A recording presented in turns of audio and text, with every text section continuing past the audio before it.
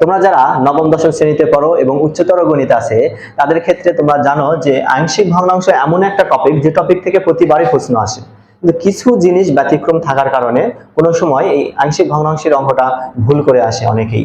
তো তার মধ্যে একটা অপ্রকৃত ভগ্নাংশের আংশিক ভগ্নাংশ নির্ণয়। আমরা জানি আংশিক ভগ্নাংশ কিন্তু মোট 5টা টাইপের আছে, তার মধ্যে এটা অপ্রকৃত ভগ্নাংশের। এখন আমরা অপ্রকৃত ভগ্নাংশ কাকে বলে? যে সকল ভগ্নাংশের লবের পাওয়ার এবং হরের পাওয়ার সমান সেই সকল ভগ্নাংশকে বলা হয় অপ্রকৃত ভগ্নাংশ, অথবা লবের পাওয়ার থেকে হরের পাওয়ার বেশি তাদেরকে বলা হচ্ছে অপ্রকৃত ভগ্নাংশ। আমরা বলি যাদের লবের এবং হরের পাওয়ার সমান অথবা লবের চেয়ে হরের পাওয়ার বেশি সেগুলো হচ্ছে অপ্রকৃত ভগ্নাংশ। লবের পাওয়ার যদি কম হয় সেগুলো প্রকৃত ভগ্নাংশ। এখানে আমি উদাহরণ 25, 26 যেটা তোমাদের বইয়ে আছে এবং এটা আমি একটা এক্সট্রা প্র্যাকটিসের জন্য দিয়ে দিলাম।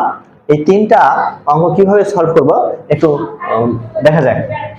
তাহলে প্রথমে আসি আমি 26 নম্বর অঙ্কে। 26টা একটা অপ্রকৃত ভগ্নাংশ কিভাবে বুঝবো? এই যে x x x 3টা x যদি আমরা গুণ করি তাহলে দেখা যাবে x³ আসবে সর্বোচ্চ পাওয়ার, আর উপরে সর্বোচ্চ পাওয়ার x³ আছে, তার মানে এটা একটা অপ্রকৃত ভগ্নাংশ। আমরা তাহলে এই 26 নম্বরটা সমাধান করি। প্রথমে লিখবো যে ধরি 2x³ divided x - 1 x - 2 x - 3, এটাকে আমরা সাধারণ ভগ্নাংশের মতোই অভেদ চিহ্ন দিব। এবং যেহেতু দেখলাম এটা একটা অপ্রকৃত ভগ্নাংশ আমরা বুঝতে পারলাম, তাহলে আমাদের যে কাজটা প্রথম কাজটা তোমরা একটু রাফ করে নিবা অথবা মুখে মুখে হিসাব করা যেতে পারে।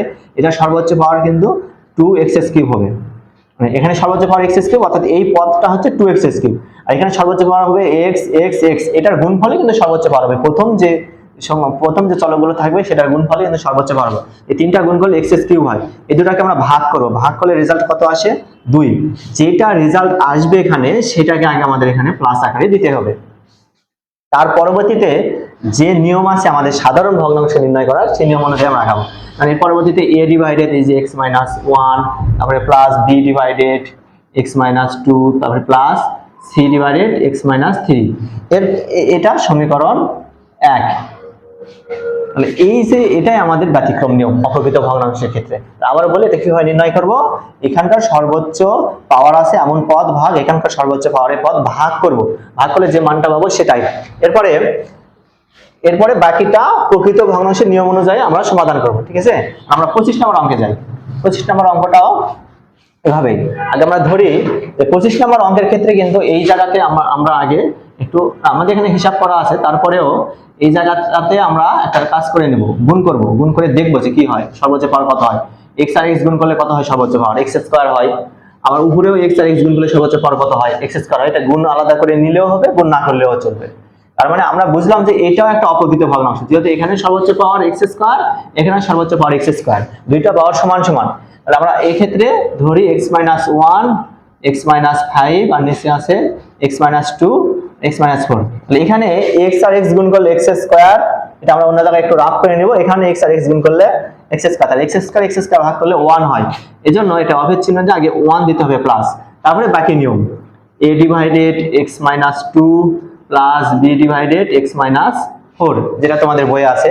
এছাড়া আমি একটা এক্সট্রা আরেকটা অঙ্ক, এটা সমীকরণ 1 ধরে বাকি এটা অপ্রকৃত ভগ্নাংশের নিয়মে আমরা করতে পারবো। এরপর আমরা আরেকটা প্র্যাকটিস করি, যেমন নিচে এই যে x³ plus 3x + 2 divided x + 2 into x - 3। তাহলে এইটাকে আমরা কি করব? x আর x গুণ করলে x² হয়, অর্থাৎ নিচের লবের ক্ষেত্রে সর্বোচ্চ পাওয়ার x² আর উপরে সর্বোচ্চ পাওয়ার x³। এই দুটাকে আমরা ভাগ করব, ভাগ করলে দেখা যায় x পাওয়া যায়।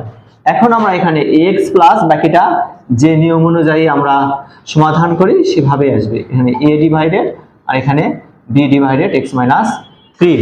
তাহলে এখন এটাকে আমরা সমীকরণ 1 ধরবো, ধরে সমাধান করব। তাহলে খুব সহজে এইভাবে আমরা অপ্রকৃত ভগ্নাংশের ক্ষেত্রে আংশিক ভগ্নাংশ নির্ণয় করতে পারি।